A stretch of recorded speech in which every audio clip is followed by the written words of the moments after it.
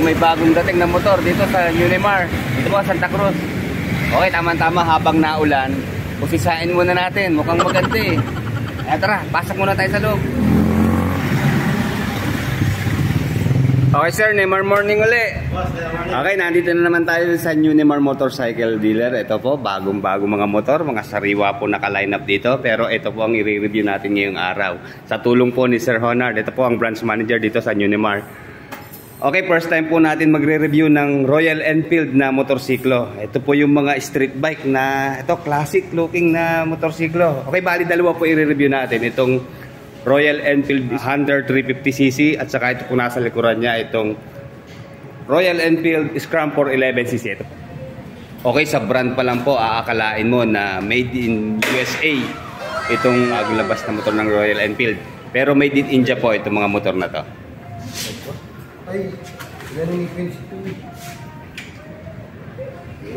Okay mga ka-riders, bali basic review lang po magagawa natin dahil wala pong battery naka-installed. Pero ang importante naman po dito, malaman natin yung kanyang presyo. At siyempre yung kanyang specification, napapansin ko kasi parang pinaghalo na siya na classic at modern eh.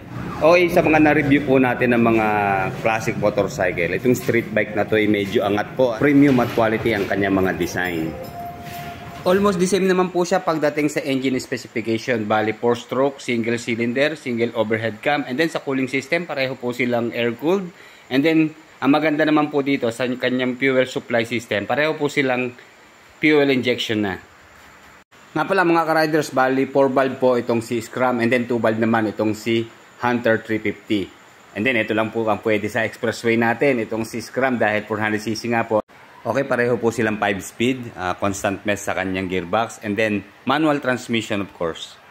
Malakas po talaga ang appeal ng gantong klaseng motorsiklo kasi timeless po ang kanyang forma. Kahit sa past, present, future siya mapadpad, talagang mapapalingon at mapapalingon ka.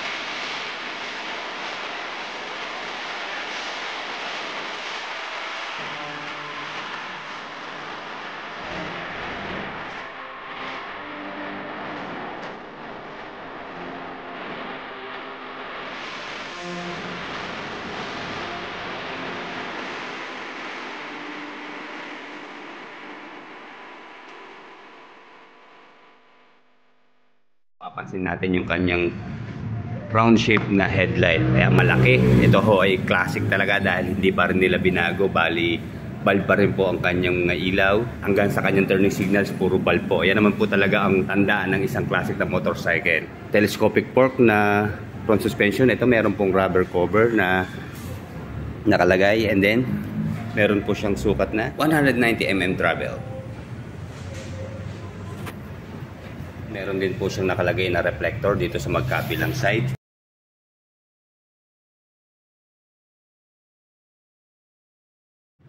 Then isunod na po natin itong kanyang off-road na gulong. Bali, meron po itong sukat na 100 by 90 by 19 dito po sa Frontera.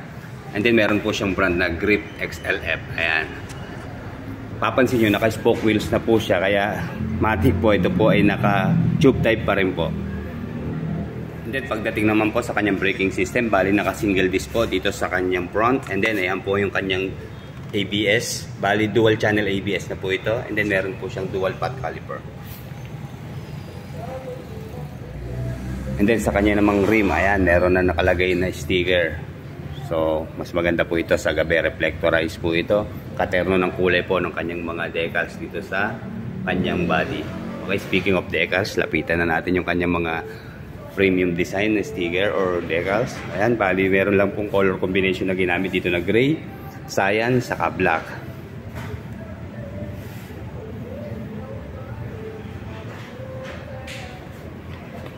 Then dito po naman po sa likod, ang kanya namang gulong ay may sukat na 120 by 90 by 17. So mas maliit po ng 2 inches yung kanyang size ng diameter ng gulong dito po sa rear. Para sa mas magandang riding position po. Tama naman po na mas malaki ang rim sa harap. Okay, dito naman po sa tail light, stop light niya. Bali bulb pa rin po ang ginamit hanggang dito sa kanyang mga turning signals. Sa kanya naman pong rear suspension, naka monoshock na po siya na mayroong linkage at may sukat naman po na 180mm wheel travel. Okay, check naman natin yung kanyang digital panel. Bali, combined po siya ng analog at digital. Ayan, ito po kanyang speedometer sa taas ay analog po. And then itong nasa gitna, ayan po kanyang digital. Okay, ang angas din ng kanyang side mirror. Classic talaga dahil ayan, yung kanyang shape, bilog, and then meron po siyang nakasulat na object in the mirror, appear closer. So mas maganda po itong safety features para ma-alerto tayo na mag-ingat, lalo't may sasakyan sa likod. Bali, ito po yung kanyang high beam, low beam. And then, nandito po sa likod o sa harap yung kanyang passing light. Ayan, kulay yellow. And then, yung kanya naman pong turning signals, left and right. And then, horn. And then, dito po sa kabila, yung kill switch. Ito, itong kulay red sa ibabaw. And then, yung kanya naman pong hazard. Ayan, maganda, meron siyang hazard. Then, switch off.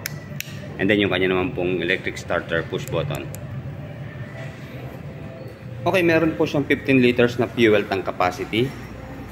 And then sa kanya naman pong fuel consumption, umaabot po ng 30 kilometers per 1 liter. So tipid po yun para sa isang 400cc na motor. And then sa top speeding, asahan na natin medyo malakas po itong si Scram 400cc. Bali meron po siyang 140 kilometers per hour na top speed. And then ang maganda po sa kanyang performance, within 5 seconds kaya niya pong ma-reach ang 60 kilometers per hour. Hanggang 100 kilometers naman po ay aabot lang ng mga 13 seconds. Okay, speaking naman po ng kanyang power, meron po siyang maximum power na 24 horsepower at 6,500 RPM. And then meron din po siyang 32 Newton meter of torque at 4,500 RPM. Okay, nandito po ulit si Sir Honard. Tutulungan tayong malaman pa yung ibang mga information tungkol po dito sa Royal Enfield na brand ng motorcycle. Sir, good morning po ulit ha. Good morning, sir. Okay, good morning. Sir, napansin ko kasi parang bukod tangi lang kayo kung meron nito dito sa Santa Cruz. Yes. Parang dito lang po sa Unimar. May mga kasama pa po ba to? Parang mga ibang model pa? Meron po.